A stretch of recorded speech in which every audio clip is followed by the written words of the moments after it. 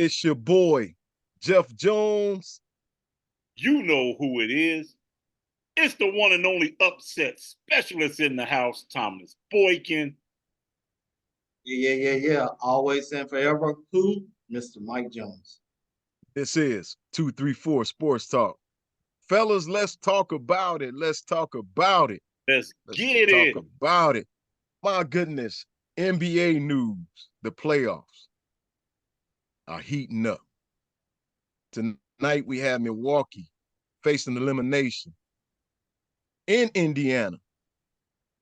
Fellas, we're going to discuss that game. It's going on right now. And then we want to talk about the Knicks and 76ers happening a little bit later tonight. Fellas, as we look at the playoffs, these two series, what do you guys think about this? And remember, Giannis is not playing tonight, but Dame Lillard is there. Do you think that Milwaukee has a shot, or is it over? I think that Indiana's had their number. Even with Giannis there, they've had Milwaukee's number. I think the only thing that's stopping the Indiana Pacers is the Indiana Pacers making mistakes and paying for the mistakes with the couple losses they've got. But with this being a home game, I look for Indiana to close them out and move to the next round. I think they are ready to move on to a different challenge. Don't get me wrong, the Bucks are still a formidable team. Without Giannis, it changes things. However, the ball movement, the stability of the offense, I think Milwaukee moves the ball better when Giannis is not there. I think Giannis holds the ball a little too long than what he needs to, instead of moving the ball and creating shots. So they're going to have to do some restructuring with the offense in the offseason with Giannis and get Giannis to understand the ball has to move for the offense to be effective. But I look for Indiana to close this out. I really do. I look for Indiana to stop playing around and you know what? We played around long enough. We got home field advantage back. We got home court advantage back. Let's go ahead and end the series. What you got on it, MJ? Yeah, surprisingly, Milwaukee has done a lot better in this series than what I thought. And a lot has to be attributed to Indiana not. I'm not saying that they aren't taking this series seriously, but it almost seems like, it's kind of like you see a wounded animal, you kind of take it easy. You don't think that they can be, as potent as they, probably could be if they had Giannis and all these other guys in the rotation. I think, man, I think they kind of, they didn't see blood in the water. They got to get that. They got to get that mentality. Hey, we gotta. It don't matter what the opponent is, whether they got injuries, whether they star players playing. We got to come in there and we got a main objective at hand, and that's to win the NBA championship. Right now, with them messing around with a wounded Milwaukee Bucks team, man, this is not good. Even if they do win the series going forward, they got to have this killer mentality, and I'm not seeing it. But I don't think Milwaukee has enough. Uh, I don't think they have enough in the tank to overtake Indiana, especially at Indiana tonight. I just don't see it, and I think Indiana comes out of this thing as the winner in this, and I think they're gonna move on. That's my opinion. Well, fellas, as we look at the other series, the Knicks and the 76ers. 76ers, I thought they were going to lose the other night. But Maxey was able to make some things happen, and they took it in overtime and won it in overtime. Fellas, as we look at that series, do you think that the Knicks will be able to take care of business tonight, or will Philly win tonight and force a game 7?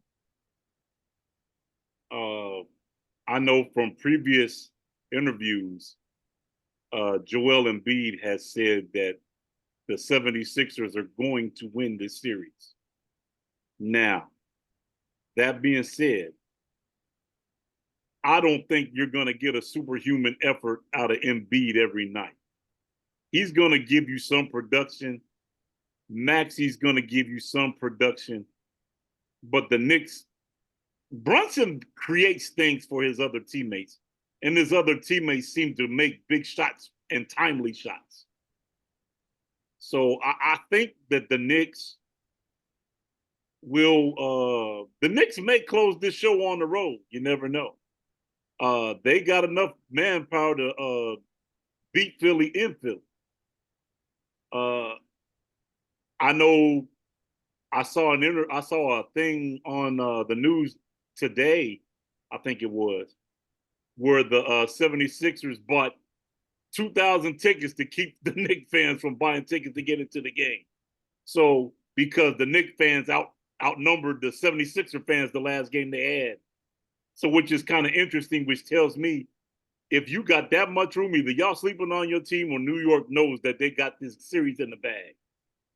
So the upset specialist in me tells me that New York is going to close this out on the road and move on. I think Embiid and Maxey is going to give a spirited effort.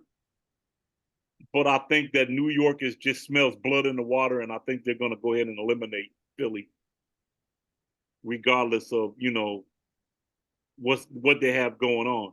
So look for New York to close this series tonight. I really feel that. What do you got on it, Mike J? Yeah, man, this has been a great series, man. Especially when it gets down to the wire, with a minute or two left. That's when I turn the TV on to watch. No, but actually I watched the whole game. But I think I'm agree with you, Thomas. I think New York wins this game. When I look at Philadelphia, I really only see two players. That's Embiid and Maxey. It seemed like for whatever reason, I don't see any other players on the 76ers team.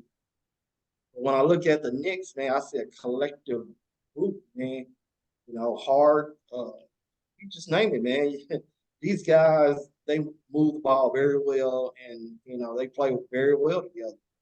And granted, I think early in the series, I think Philadelphia got some bad.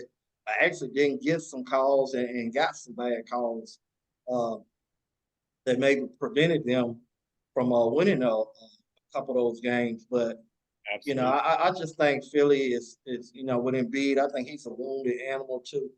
He's playing, and but I just don't think Philly has enough firepower in the series to win it, man. I think this is New York Knicks. This is their year to go further than they've ever been. Of course, they still got Boston waiting at some point, but even if they play the Boston Celtics, it's going to be a heck of a game if those two meet up. So I look for the Knicks to win this, man, and I'm really happy for the Knicks, man. I really am. I'm excited to see what they do, man, on down the road. So I'm taking the Knicks. Well, fellas, I think that it's over for my Bucks tonight, and I think that the Knicks and the 76ers series is going to go 7.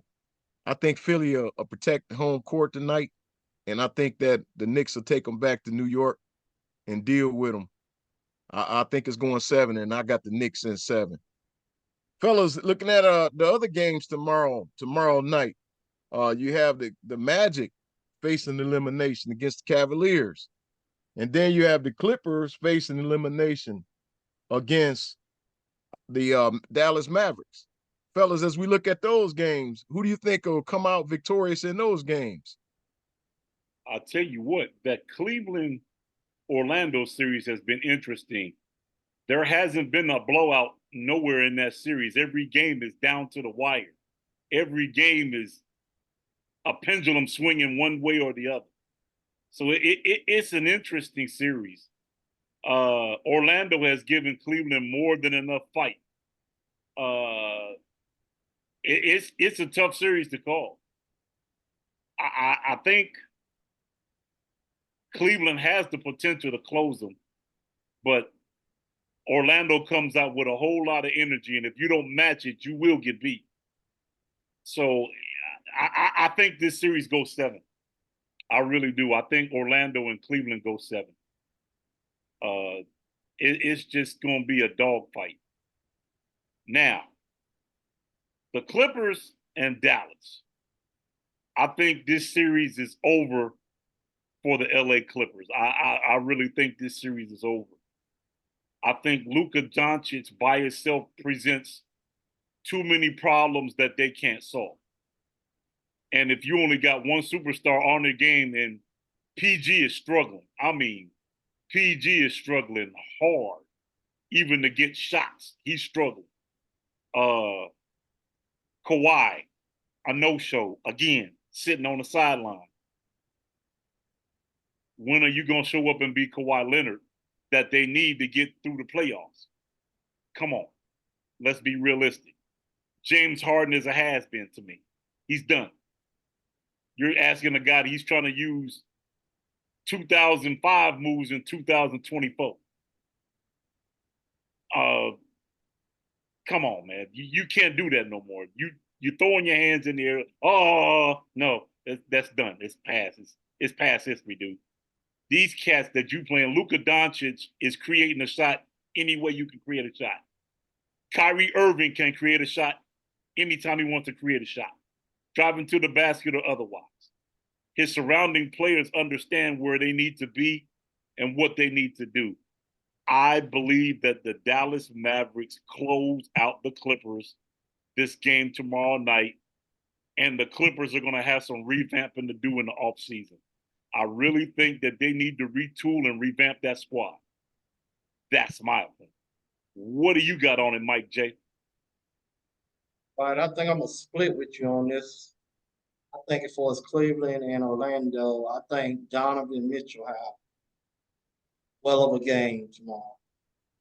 I think it's gonna be a blowout game.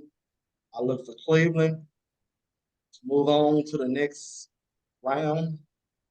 And I mean, like you said, it's been a good series, but I just think tomorrow is going to be performance by Mitchell, where he's going to score at least 4. You do know this game is in Orlando, this next one, Yeah, right? yeah, I know. I know. Okay. I know. Just so you know. Yeah. But I'm just telling you, man, I think something tells me Mitchell is going to go off. He's going to go off in the other team's gym. But yeah, it's good to see those teams back in the playoffs, doing good, man, compete, very hard with each other. I mean, with Cleveland, who needs LeBron, right? Right. So, Right. So, that part. Right. So I look. I look for Cleveland to do their thing, man. Only because I look for Mitchell to sit and have an outstanding game. That's not if Mitchell does not have an outstanding game, then it possibly could go game 7. It could go Orlando's way, but I just don't see it. Not right now. The only And advantage they would have is game 7 is in Cleveland. So okay. So then there's that. so what you're telling me is that home court advantage is gonna be the difference in this. Absolutely. Right? Absolutely. Because I don't think in that series, I don't think the road team has won a game all series on the road.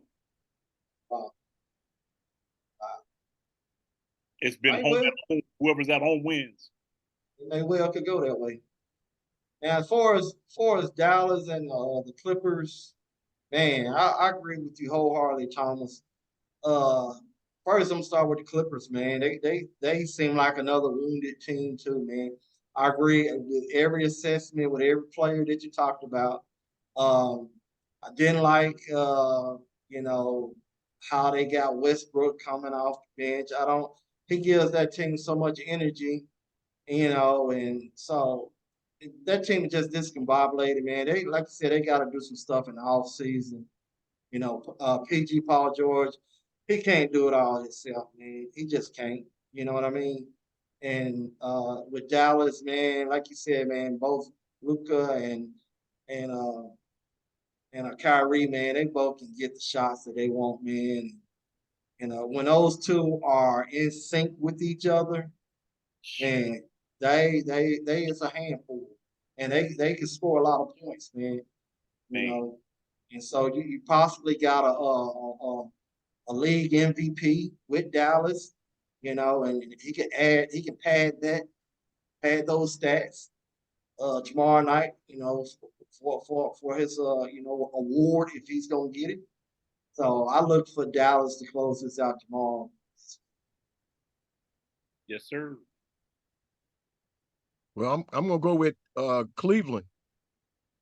I think Cleveland wins that series, and I think Dallas wraps it up. I think the Clippers don't have anything left in the tank really, and I think that they going fishing. This They're going fishing.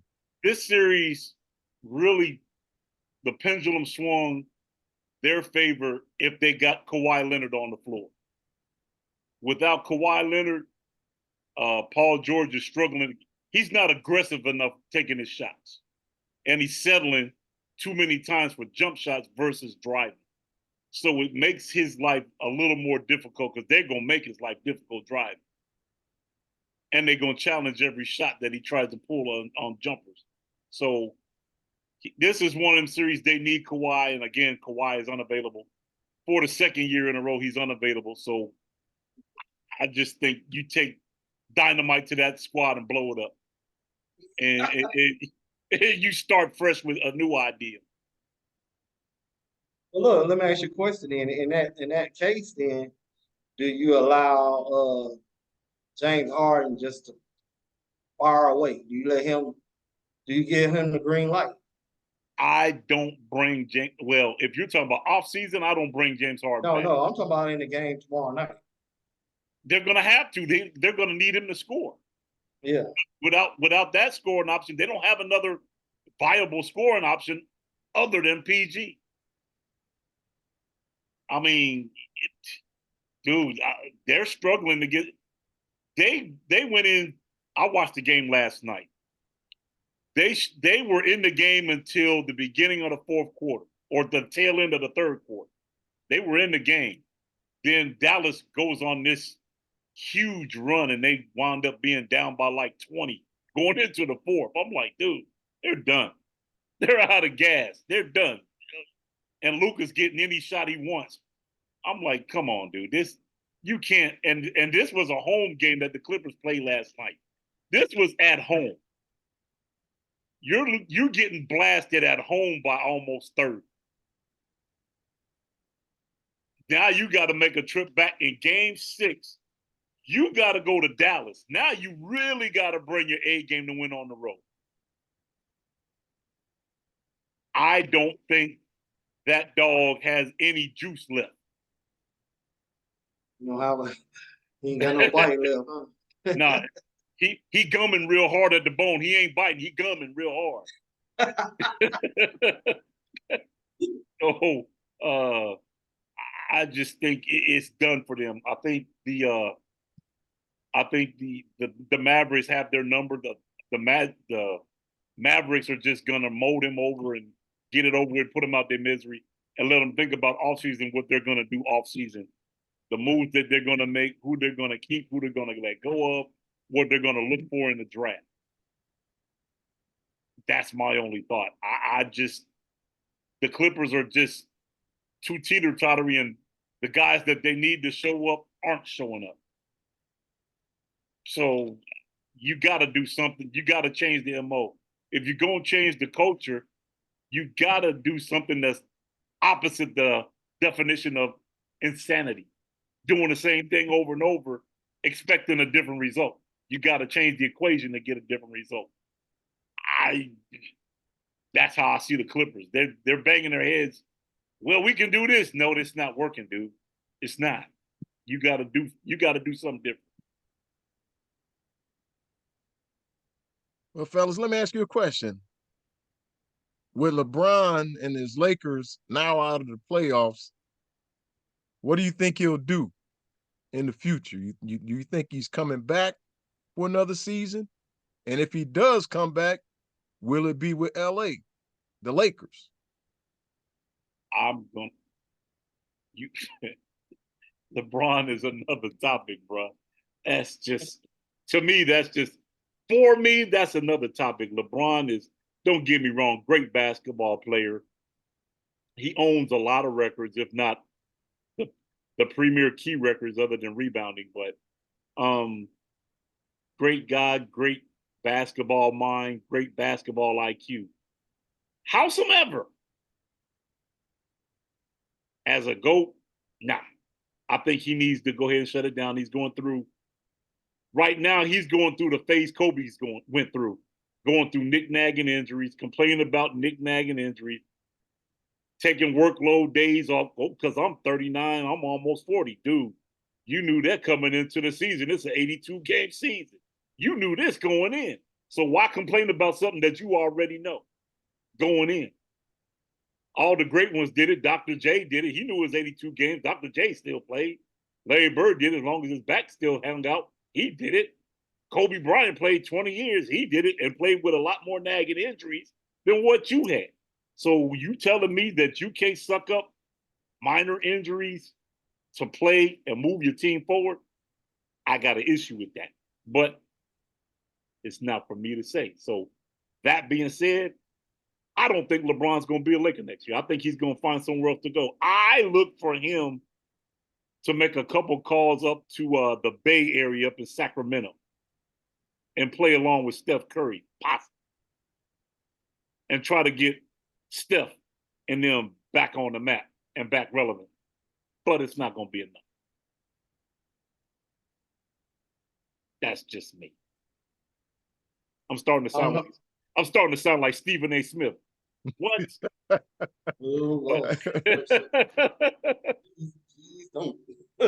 Hey, but I'm like this, man. I think honestly, I feel like LeBron James feel like he has invested a lot into Los Angeles uh, Lakers organization. I think because he has a lot of business outside of basketball. I think he has a lot of stuff going on in that city of Los Angeles. He does. I don't see LeBron James going anywhere. Plus, he's still at the joystick and controlling that owner as far as who he brings into that organization to play on that team. It's possible. It's a possibility. The organization has already said that they were open to Ronnie James' son coming and playing. So that's the case, and if LeBron is still wanting to play with his son, I think that option is still there. I think right now he's stepping away from the game just for a little bit to clear his head. You never want to make a decision, but I already think he knows what he want to do. He's a little pissed off because they lost. So give him about another month. He's gonna be in the gym. Or right before the draft, he's gonna have his mind made up. And so I look for him to be back in Los Angeles. I think if there was a player, I don't know. Something's gonna happen with the Lakers. There's gonna be a change. I don't know. But I kind of like the thing you said too, Thomas, about San Francisco. I mean, that would be a good little move for LeBron to play with another All-Star if he's trying to get another ring.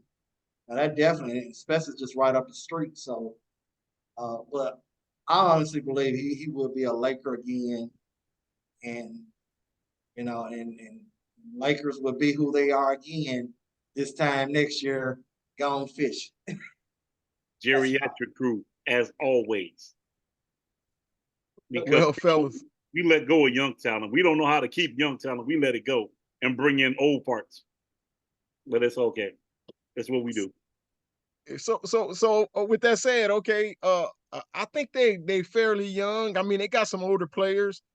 What do you do with AD? Do you keep AD around?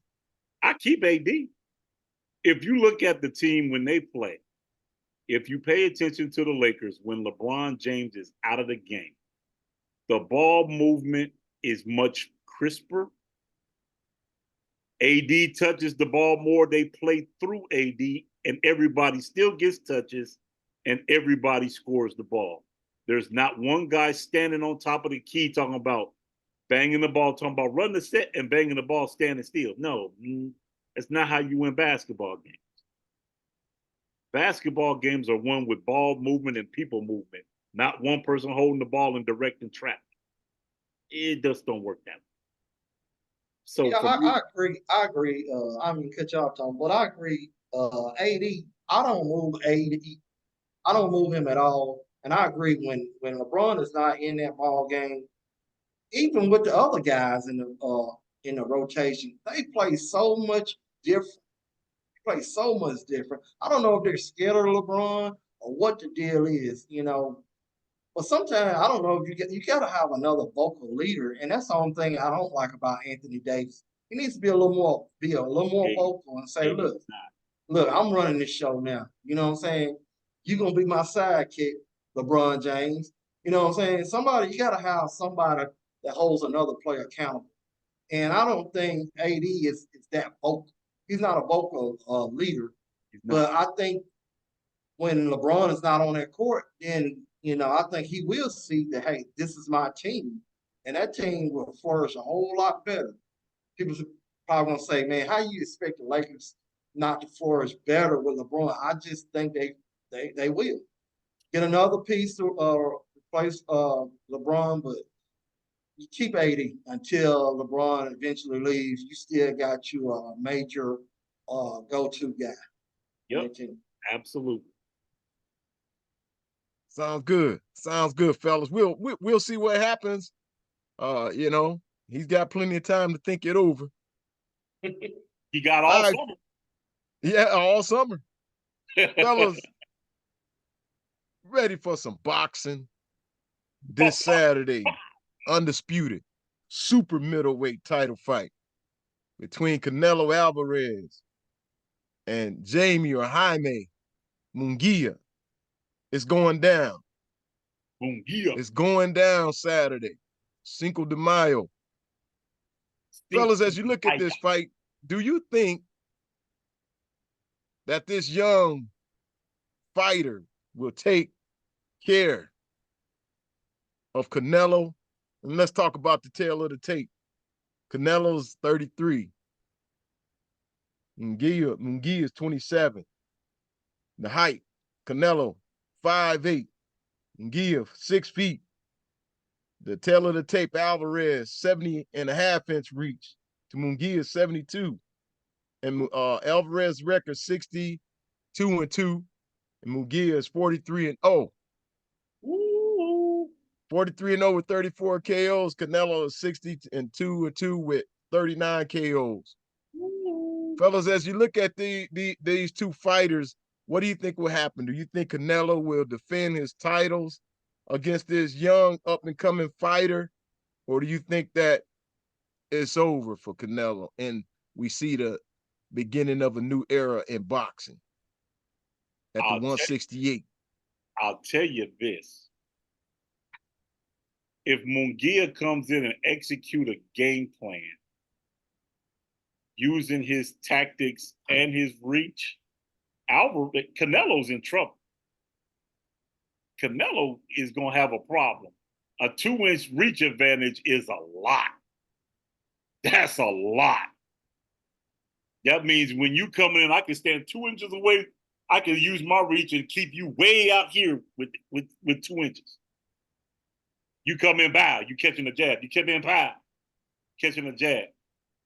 I mean, but don't get me wrong. I mean, Canelo is not just going to walk straight in. He's not going to do that. He's going to work his way in, body, whatever. The advantage still, champion's advantage is still at play. To be a champ, you got to beat a champ decisively to take his belt.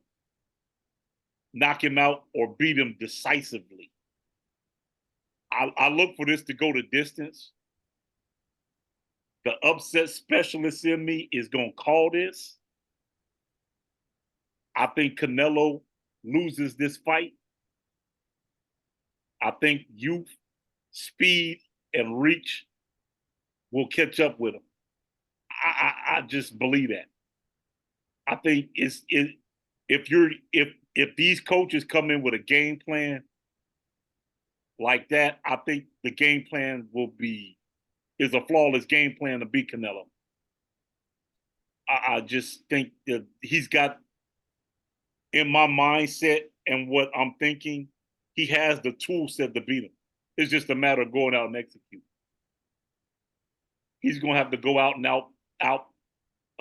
point him. He's gonna have to land some heavy shots to be convincing. I think he can pull it off. I think he has the tools to pull that off. What you got on MJ? Yeah, I think both fighters, statue wise, I think they're very close in size. You know, as far as boxing, I don't know if 2 inches is, as far as reach, is that much of a big difference. Maybe. Uh, I look for Canelo, man. He's more experienced, man. I guess he's the OG. But even though they're still close in age, with about 3 6 years separate the two. So, but the youngster, man, Jaime, I think he has a great shot to win this fight. I think both fighters. I think their most recent fights were against John Ryder. I think Canelo won that fight by unanimous decision, and the youngster Jaime, he won the fight by TKO. So we get to see a similar, a common denominator in this and how both fighters fared. But I think right now, I think Canelo is the favorite going into this boxing match. But as we saw with Garcia and Haney, anything is possible. You know what I mean? All it takes is for this youngster to win this boxing match, and he catapult itself, to higher rankings, man. The sky is the limit for him. You know what I'm saying? So Right. he knows what this ramifications of winning this fight is. So he might come out and be a little more hungry to win this fight. You know what I mean? I mean, both of them is gonna be hungry to win. But when you're a OG, a old experience like Canelo, you might just come in and you might use your same, just your same style. Whereas this youngster, he might be like, hey, I got a chance of a lifetime to get on top of the world, man. And I'm gonna come in with some different stuff or whatever. But I look for this to be a real good fight, man, and it's gonna be very entertaining. It's gonna be at T-Mobile Arena in Vegas, and so that's gonna be a special place, Vegas anyway, for a good boxing match. And as Jeff alluded to, Cinco de Mayo weekend, something that Canelo always fight. He always fights to a fight on this particular weekend, so it's a common ground for him. So I look for Canelo to win this fight, man, and I look for it to go the distance. Right, fellas. Well, the kid is solid. I mean, he's a solid fighter, no doubt. Undefeated, and he has a lot of power. He's got power in both hands. I saw the kid uppercut a guy and split his lip in half. I mean, that thing, and they stopped the fight. And that lip was just pretty much hanging. The kid has power. But what I did notice about the kid is that he drops his left hand. And against a fighter like Canelo Alvarez, if he does that, Munguia may be in some trouble. So, but I think the kid is gonna put up a fight. Uh, I saw an interview that Canelo said he's gonna knock him out in the 8th round. I think it's gonna go the distance. I don't know if it's gonna be a knockout. I think it's gonna be a tough fight. I think Canelo will get the victory, but I think it'll be close. But I think the kid is really gonna push Canelo. I think he's gonna come with it, and we'll see what happens Yes, sir. come Saturday, fellas. Yes, sir. Yes, sir. Are y'all ready for one of our favorite segments? Stirring the pot. Fellas, I got one for you tonight. Let me ask you this question. Who do you think is the deadliest scorer that the NBA has ever seen? I mean, if you down, let's say 10 points with 3 minutes left, a guy that can light up a team and pull out the victory for their team. Who do you think are the NBA's deadliest scorers of all time, even current? Well, for me, this is just my opinion. The most deadliest scorer to me ever, Larry Bird. Reason I say Larry Bird, anytime you need a clutch basket, he'll give you a clutch basket, clutch pass, or either he's so like that, he'll tell you exactly what he's going to do, and there's still nothing you can do to stop him. That's saying something, man. Especially on a jump shot, he's telling you, I'm going to go to this spot on the floor, shoot a fall-away jump shot in your face, and make it no rim, all net, ball game. And then go execute it. You can't get more lethal than that. I'm sorry. There's just no way to get more lethal than that. That's just me. What you got, MJ? Well, hey, man, this quite a few names I could throw out there, but Oh, absolutely. I, man, I'm in the balance with two guys, two guards. One is a current player, and one is all-time NBA legend, multiple championship. We pretty much know who I'm talking about. That guy, that's Michael Jordan. MJ. You know, if you're down 10 points, you know who's getting the basketball.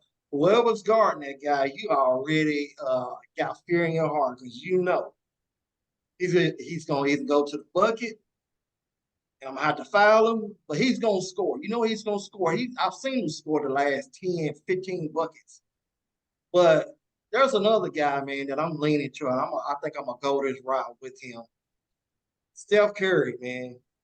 Young brother, man, once he step across half court, I mean, he can be deadly. And he has the accuracy. He has the long range bomb that's deadly. That would kill you. That would detonate. He has a radius that would, it would kill the fans, man. So I think I'm going to go Steph Curry on this.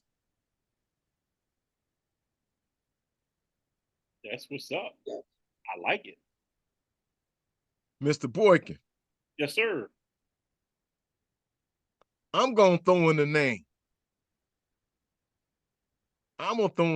New York Knicks. One of the greatest scorers to ever play the game. Microwave hot. And I ain't talking Vinnie Johnson. Microwave hot. Mr. Bernard King. Bernard. Absolutely. Barney. Absolutely. That man could light fire, man, and put in work real quick, fast, and in a hurry, man. Yeah. I got to say, one of the greatest scorers I've ever seen is Mr. Bernard King. Until he had that injury with his knee or whatever it was. Yeah, and those knees just wouldn't hold up. He was killing it every. I'm going to throw one other name out there that, for me, he's an all-time great scorer, regardless. You can't deny him. And the one thing he could always do is finger roll. And that's the Iceman.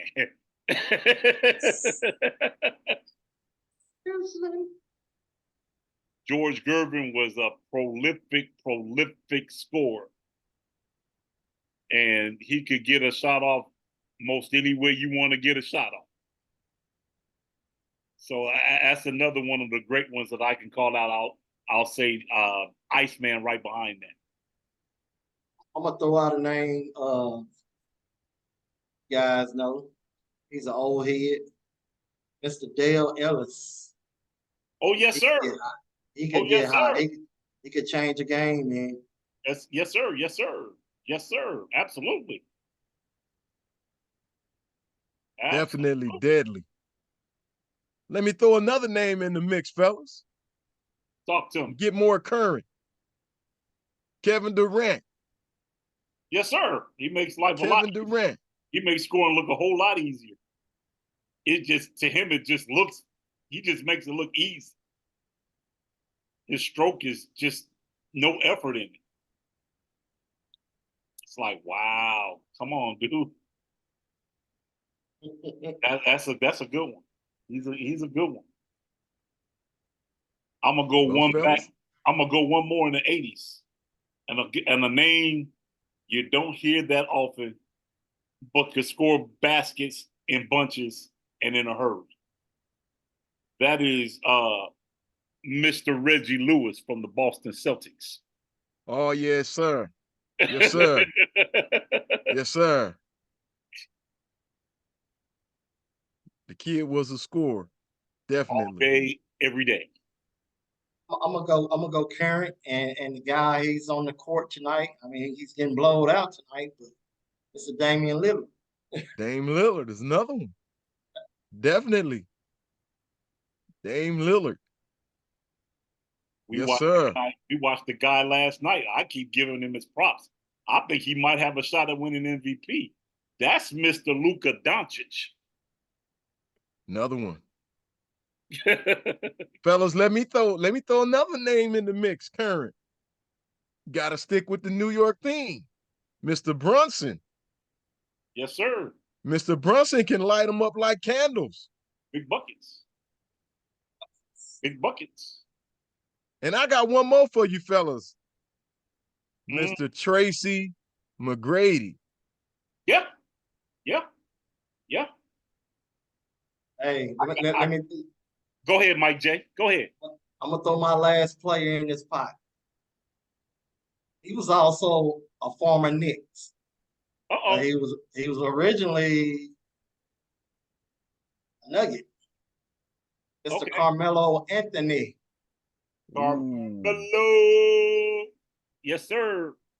Yes, sir. Yes, sir. I don't Now, know how I forgot about Melo. I'm going to tell you who you're both forgetting about. And he was as prolific as they come. He's a Hall of Famer from the Indiana Pacers, Mr. Reggie Miller. I think you Yeah, just shut it down with that one. yeah. Reggie had ice in his veins, fellas. Man, listen. Who to score 9 points in 7 seconds against the Knicks? That's Come on, prolific. Yeah, come on, yeah. I come like on, it. man. Just and look at Spike Lee after he shoot it like, dude, I'm just killing your boys. Yeah, he messed up Spike Knight. Man, he cracked me up, man. He hit the shot. He hold you choking. Your boys choking, man. They They choke. choked. Hey, I'm gonna say one more, man. I know we shut it down, but you guys didn't say nothing about Ray Ray. Oh, All day Ray. Jesus Shuttlesworth. Ray Yeah, All day Ray Ray. absolutely. Allen. All day Ray. That's it. Jesus Shuttlesworth. Oh yeah, yes sir. You right, Mike Jones. Yes sir. Yes All sir. day Ray. He's definitely a prolific scorer and scoring bunches. He can Yes, score sir. in bunches, that's for sure. Yeah, I like it. I like it, fellas. Yes, I, sir. I, I love this segment, fellas. We probably can come up with a few more, but Oh, we're gonna absolutely. let it go for tonight. Absolutely. It's been a real one, fellas. We talked about it. Till the next time, it's been 234 Sports Talk. You can catch us right here on YouTube. You can catch us on TikTok. You can catch us on Instagram. You can catch us on X. We want to hear from you. Want you to like, want you to subscribe, want you to comment. If you got a show idea, let's talk about it. And we will talk about it. Till the next time's 234 Sports Talk. We are out. Peace. Peace. Peace.